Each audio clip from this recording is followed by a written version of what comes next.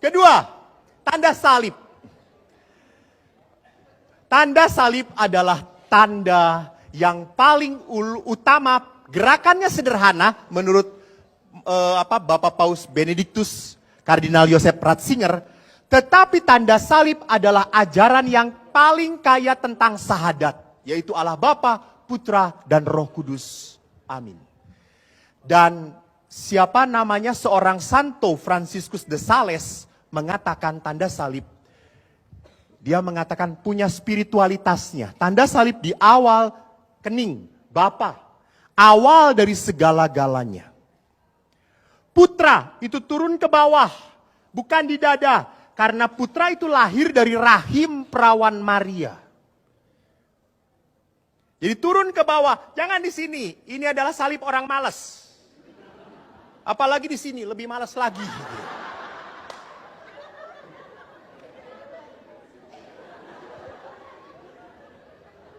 Apalagi dia. Apalagi perempuan kan tiap pagi tanda salib. Bersama Bapak, amin. Jangan kamu mau laki-laki . Tanda salib mengawali dari atas. Dalam nama Bapa dan Putera. Di mana Putera itu lahir dari perawan Maria.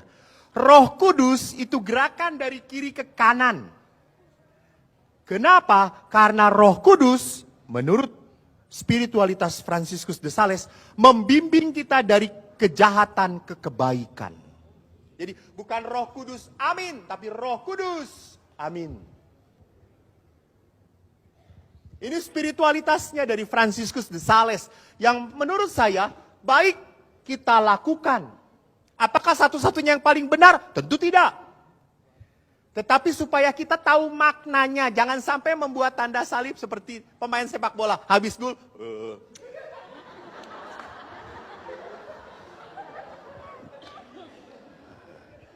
Tuhan dikasih gol gitu ya. Karena ada anak-anak SD juga buat tanda salib. Ngikutin pemain sepak bola. Dan lihat tanda salib adalah awal dari setiap doa seorang Katolik. Tolong perhatikan. Jangan sampai orang Katolik mulai doa tanpa tanda salib. Tuhan juga tahu. Tahu sih tahu, tapi kamu kampret. Kamu tidak setia dengan iman kamu. Doa selalu diawali. Saya ingat teman saya dulu sama-sama Mas Dinar. Lalu teman saya tahu bahwa saya itu paling senang warteg. Makan di warteg. Habis naik sepeda ke warteg. Lalu dia ngomong, Pastur, warteg ada yang paling enak di Bandung. Cek saya teh, di mana? Geger Kalong. Daerah tempatnya Aagim. Di sana kan ada Daurah Tauhid di situ.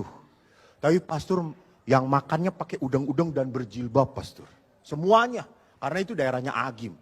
Terus saya mengatakan, lu di situ makan? Iya. Doa dulu enggak?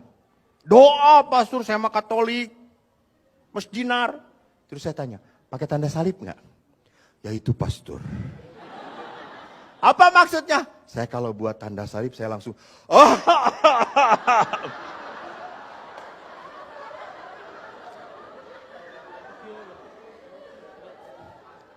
Saya tanya, kenapa lu? Nanti kalau jelas-jelas langsung Allahu Akbar, paeh maneh gitu ya. Moal cek saya itu. Jadi ingat, ini adalah kita sebagai orang Katolik tidak boleh malu. Bukan menunjukkan, bukan pamer, bukan. Saya justru memperlihatkan saya beriman. Saya melakukan ini semuanya dalam nama Bapa, Putra, dan Roh Kudus. Biar apa yang saya lakukan sungguh dituntun oleh Roh Kudus dan di dalam Tuhan.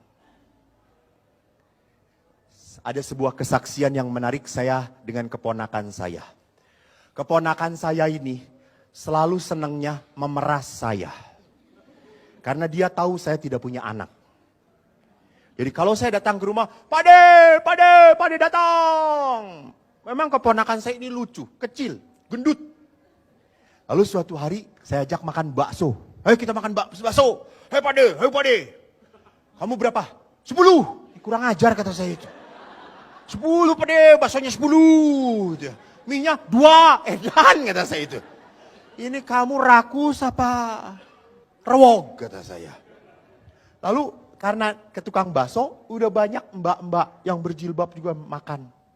Lalu karena keponakan saya ini lucu, mbak-mbaknya itu ngegoda dia, ih lucu gitu. Dan saya tidak digoda, nggak lucu-lucu gitu, enggak gitu.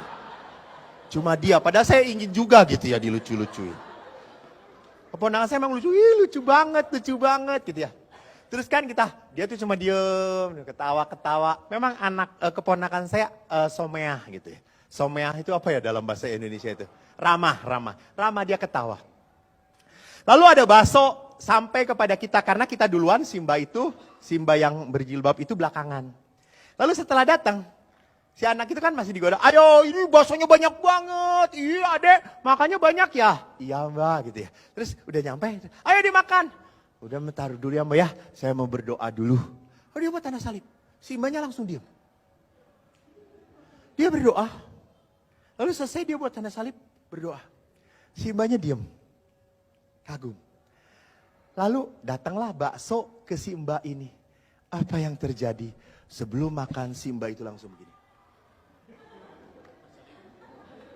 Lihat, apa artinya keponakan saya menginjili orang ini. Anak kecil, dia tidak mengatakan, mbak kalau makan sebelum makan berdoa dulu ya. Dia lakukan itu di depan orang muda. Dan akhirnya orang muda itu sadar.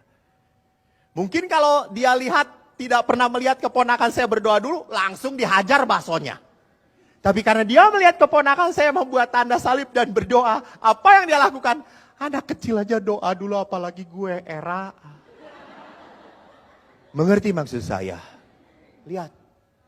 Jadi kalau orang Katolik berdoa sampai malu, membuat tanda salib dan berkata Tuhan juga tahu saya sedang berdoa. Kelak di surga Tuhan akan berkata, saya tidak tahu kamu.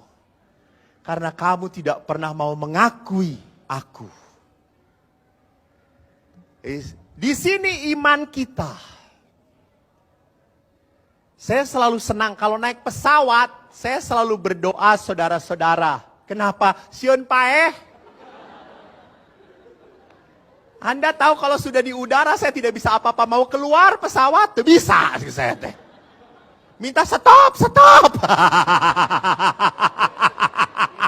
Di luhur. Coba. Maka kalau saya udah, langsung saya udah buat tanda salib, saya diam. Dan selalu kalau saya udah buat tanda salib, saya kadang-kadang melihat ke kiri kanan, mereka pun langsung berdoa. Itu lihat, mengimani dan menginjili itu tidak sulit. Do what is your belief and the other will follow you. Tanda salib. Ini bentuk iman kita.